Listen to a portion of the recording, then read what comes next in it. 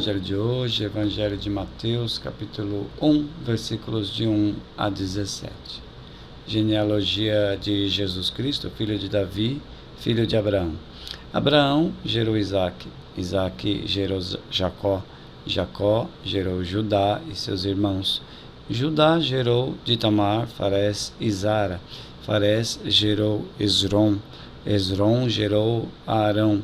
Arão gerou Aminadab, Aminadab gerou Naasson, Naasson gerou Salmão, Salmão gerou Boz, de Raabe, Raabe gerou Obed, de Rute, Obed gerou Jessé, Jessé gerou o rei Davi gerou Salomão, daquela que fora mulher de Urias.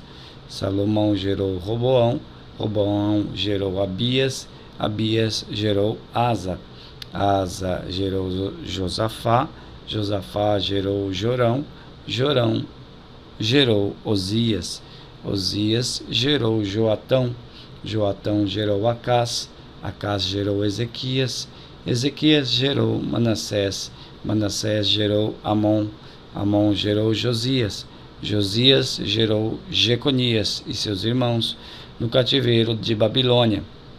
E depois do cativeiro de Babilônia, Jeconias gerou Salatiel, Salatiel gerou Zorobabel, Zorobabel gerou Abiúde, Abiúde gerou Eliacim, Eliacim gerou Azor, Azor gerou Sadoc, Sadoc gerou Aquim, Aquim gerou Eliúde, Eliúde gerou Eleazar, Eleazar gerou Matã, Matã gerou Jacó, Jacó gerou José, esposo de Maria, da qual nasceu Jesus, que é chamado Cristo. Portanto, as gerações desde Abraão até Davi são 14. Desde Davi até o cativeiro da Babilônia, 14 gerações.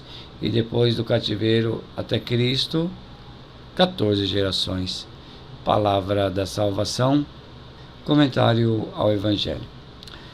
Então, o Advento nos situa na história da salvação. Nós estamos revendo a vinda do Messias, que acontece na plenitude dos tempos, portanto, na plenitude da história da salvação. O Deus revelado a nós ao longo de uma caminhada de fé não é um Deus fora da realidade. Então veja que aqui Deus entra na história, né? Deus irrompe na história da humanidade, transformando essa história em história de salvação.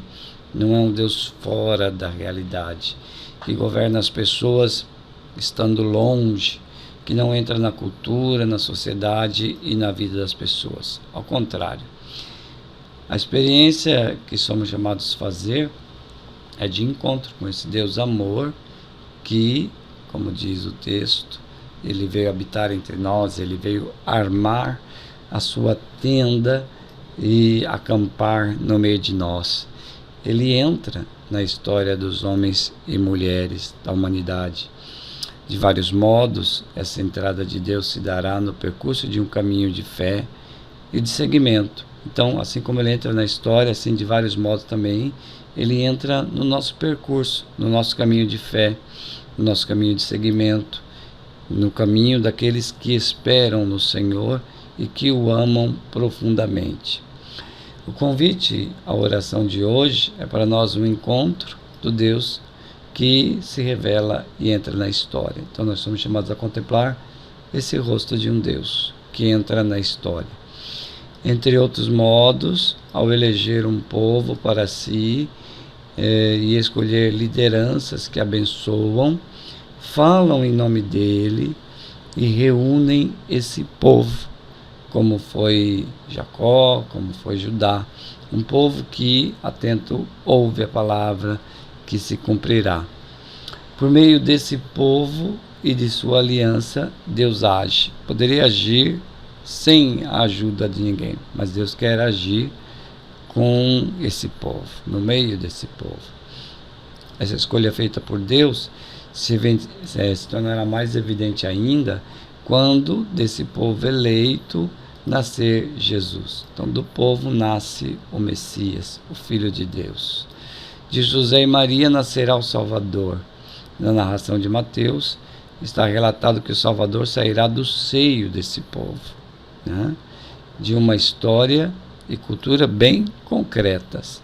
Então não cai do céu, ele nasce de uma história bem concreta. O Messias deveria vir da descendência de Davi. Era isso que estava escrito no Antigo Testamento, que sairia o Messias, que seria descendente, posterior, do mesmo ramo que Davi, do povo do qual Davi foi rei, porque Davi foi um grande rei. Esse fato atesta que Jesus entra na história como ser humano, assume as consequências do que seja a vida vivida em um contexto cultural. Então Jesus assume um rosto, assume um contexto cultural, uma forma cultural.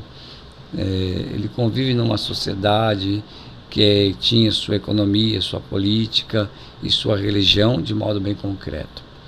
Um povo escolhido que vivia, por vezes, a fidelidade e a infidelidade a Deus. Então, nesse povo, Deus não escolheu esse povo porque era um povo que não tinha pecado. Ao contrário, tinha muitos pecados, tinha muitas infidelidades. Isso é interessante, porque às vezes a gente pensa que Deus só nos ama porque nós nos esforçamos. Então, quando nós pecamos, Deus não nos ama mais. Será que é assim? Deus sempre escolheu o povo, mesmo sabendo que o povo era infiel. História de pecado e conversão. Então, sair do pecado e tomar uma postura de conversão. Isso que é o mais importante. De vida e morte, de ódio e amor, de trabalhos e lutas. É o povo que Deus escolheu, né? Até de vitórias e derrotas. Uma história plenamente humana. É essa realidade que o Senhor assume ao decidir entrar nela. Sim, Deus entra na história com o povo com essas vicissitudes, com essas coisas. Assim, o evangelista Mateus nos convida a contemplar a origem de Jesus a partir do relato das gerações do povo de Israel que o antecederam. Então, o povo fica pensando, por que lê tanto nome de tantas gerações? Por causa disso, para mostrar que esse Deus entra na história, assume uma história humana, entra numa cultura, numa família, numa descendência de Davi. Despertemos nossa imaginação para contemplar esse mistério.